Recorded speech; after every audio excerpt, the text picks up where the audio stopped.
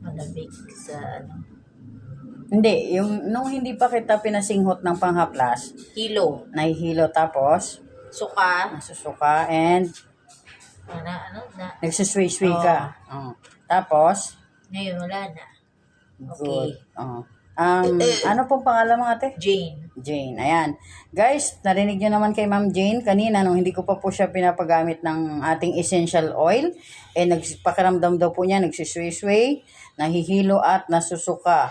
Right now po, nag-barf na po siya. How many times po kayo nag-barf?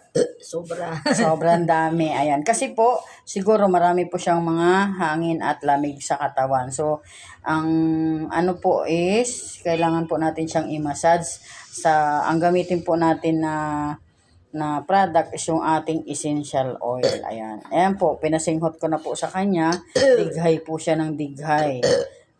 Ayan, naririnig nyo po. So, guys, bye-bye po muna and God bless kasi magsisisyon muna kami ni Ma'am Jane. Ayan, di ba guys? Napakaganda ng ating product. See? Pinagpawisan si Ma'am Jane. Ibig sabihin, nilabas ng essential oil ang kanyang lamig sa katawan.